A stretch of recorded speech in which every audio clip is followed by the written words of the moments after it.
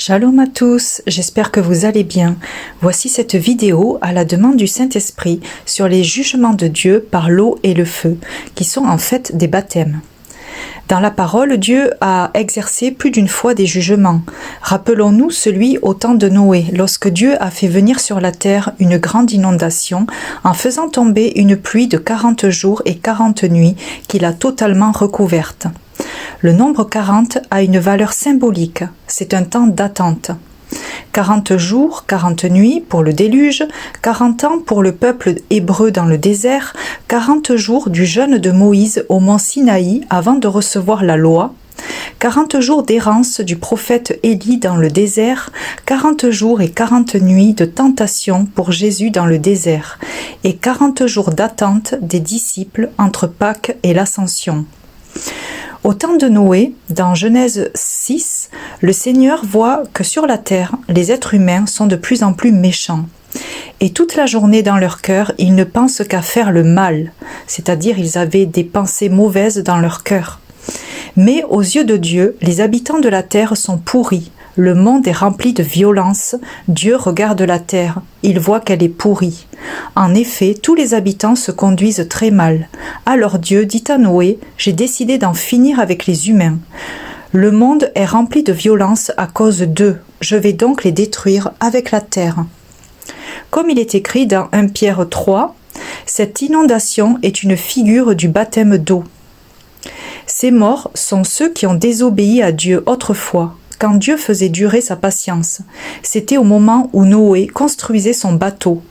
Peu de personnes, 8 en tout, sont entrées dans ce bateau et ont été sauvées à travers l'eau.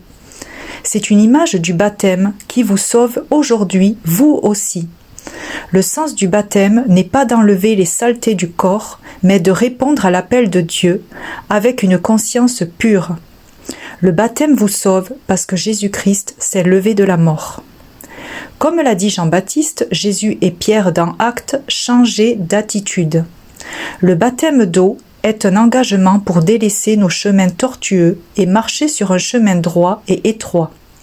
Il faut préparer le chemin du Seigneur pour sa venue. Lorsque Dieu dit à Noé « Je vais donc les détruire avec la terre », il n'a pas voulu détruire physiquement l'espèce humaine et la terre, mais faire mourir, détruire l'ancien monde, c'est-à-dire l'ancien mauvais système de pensée des cœurs, car tout commence par nos pensées. Les pensées alimentent le cœur et font passer à l'action. Il n'y a pas que tuer des corps, mais tuer des cœurs, à travers nos pensées, nos paroles et nos comportements. C'est pour cela qu'il a voulu engloutir la totalité du monde pour abaisser les montagnes et collines et combler les vallées. Il n'a pas épargné non plus le monde ancien, mais lorsqu'il a déversé le déluge sur ce monde plein d'êtres pécheurs, il a sauvé Noé qui proclamait ce qui est juste, lui le 8e avec 7 autres personnes. Pourtant, une fois sorti de l'arche, Noé, qui était un homme juste aux yeux de Dieu, est tombé dans le péché, car ce dernier n'était pas déraciné en lui. Et Noé commença à être cultivateur, et il planta une vigne, et il but du vin, et il s'enivra, et se découvrit au milieu de la tente. Et Noé se réveilla de son vin. Pourtant, Éphésiens 5,18 nous donne ce conseil. Ne vous enivrez pas de vin, cela mène à la débauche. Soyez au contraire remplis de l'esprit. Noé s'est enivré de son propre vin, ce qui l'a conduit à la nudité qui représente la honte face à Dieu, comme pour Adam et Ève dans le jardin d'Éden, lorsqu'ils ont réalisé qu'ils étaient nus, couverts de honte, ils ont cherché à se couvrir. Dieu a dit à Noé qu'il ne détruirait plus par l'eau. Et je me souviendrai de mon alliance qui est entre moi et vous, et tout être vivant de toute chair, et les eaux ne deviendront plus un déluge pour détruire toute chair. En passant par notre baptême d'eau, nous avons décidé d'ensevelir les péchés du vieil homme et de renaître dans l'homme nouveau. Donc, par le baptême, nous avons été plongés avec lui dans la mort. Mais la puissance glorieuse du Père a réveillé le Christ de la mort pour que nous aussi nous vivions une vie nouvelle. Mais Jean-Baptiste a parlé d'un autre baptême que Jésus ferait. Car pour entrer dans le royaume de Dieu, le baptême d'eau ne suffit pas, la preuve après le déluge. Il faut un baptême d'eau et d'esprit. Moi, je vous baptise dans l'eau, pour montrer que vous changez votre vie. Mais celui qui vient après moi est plus puissant que moi. Je ne suis pas digne de lui enlever ses sandales. Lui, il vous baptisera du Saint-Esprit et de feu. Dans la cour, il tient son vanne dans les mains pour séparer le grain de la paille. Il va ranger son grain dans le grenier, mais la paille, il va la brûler dans le feu qui ne s'éteint pas. Nous comprenons qu'il y a deux baptêmes distincts, l'un du Saint-Esprit avec des langues de feu, le parler en d'autres langues, qui est en fait un don du Saint-Esprit. C'est précisé dans Actes des Apôtres au chapitre 2. Pierre leur dit « Changez d'attitude et que chacun de vous soit baptisé au nom de Jésus-Christ pour le pardon de vos péchés », donc ça c'est le baptême d'eau, « et vous recevrez le don du Saint-Esprit », et ça c'est le baptême du Saint-Esprit.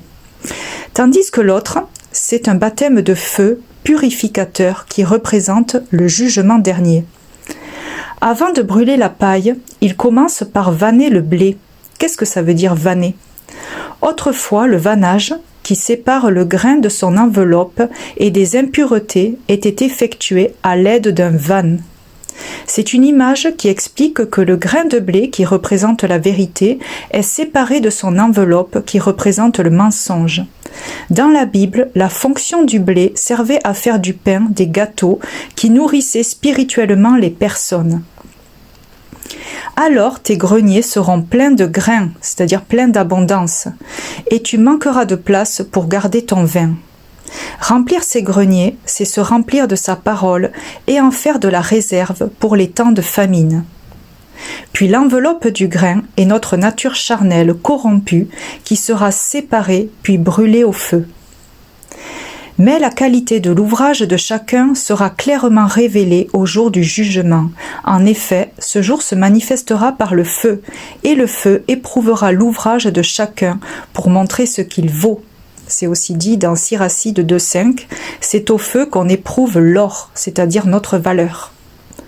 Comprenons que le feu sépare le mal du bien pour ne laisser que le bon, l'agréable et le parfait. Souvenons-nous du buisson ardent, il ne se consumait pas, car il était saint, ni même Daniel et ses compagnons au milieu du feu. Donc, l'épouse de Christ n'a rien à craindre du jugement dernier.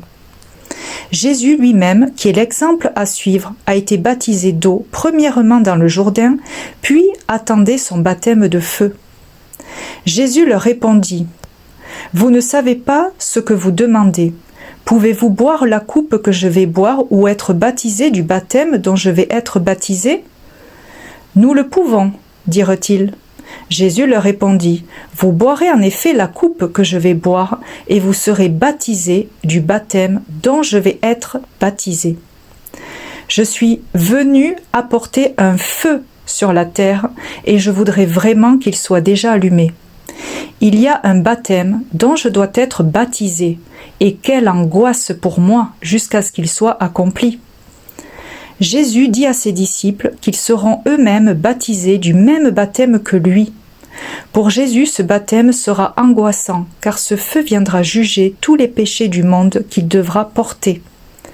À ce moment-là, il ne sera pas considéré comme saint, juste et fils de Dieu, mais comme impie, portant la malédiction sur lui. Alors ce feu purificateur sera très douloureux. Mais la bonne nouvelle, c'est qu'après le jugement vient l'avènement, autrement dit le règne de Dieu. Et comme l'a dit Jésus à ses disciples, « Je vous le dis en vérité, cette génération ne passera pas avant que tout cela n'arrive. » Jésus parlait des signes de la fin du monde et de son avènement. Pour conclure, je vous partage un message reçu du Saint-Esprit sur ce sujet que je reprends mot pour mot. Le baptême de feu, c'est le jugement dernier, et le baptême dans le Saint-Esprit, c'est un don du parler en langue. Le baptême de feu sera premièrement pour ceux qui disent suivre Dieu avant leur fin terrestre. Ma gloire est à venir avec le feu. Le jour du Seigneur, c'est le baptême de feu qui vient brûler tout l'impie au milieu de vous. Il n'y a pas de gloire sans feu. Ma puissance n'a rien à voir avec le baptême de feu, elle est avec le baptême du Saint-Esprit. Le règne de Dieu est la gloire dans laquelle nous cohabitons pour ne faire qu'un. Le jour du Seigneur, c'est lorsque je viens pleinement habiter en vous, et là, seulement là, vous me connaîtrez. Tout cela se fera de votre vivant. Ma parole concerne votre vie terrestre. Elle est une aide et une lampe à vos pieds. Je suis un Dieu du présent, pas du futur, et ma parole ne concerne pas la vie après la mort physique, comme beaucoup pensent. C'est aujourd'hui que vous avez besoin de moi, pas après. Soyez fidèles et travaillez jusqu'au jour fixé de votre jugement, où je viendrai établir mon règne en vous. C'est cela l'accomplissement du nouveau monde. Un monde sans corruption, car elle a été brûlée par mon feu en vous, lors de ce baptême de feu. Voilà. Alors, que le Saint-Esprit en nous et par nous dise « Viens », que ton règne vienne. Amen.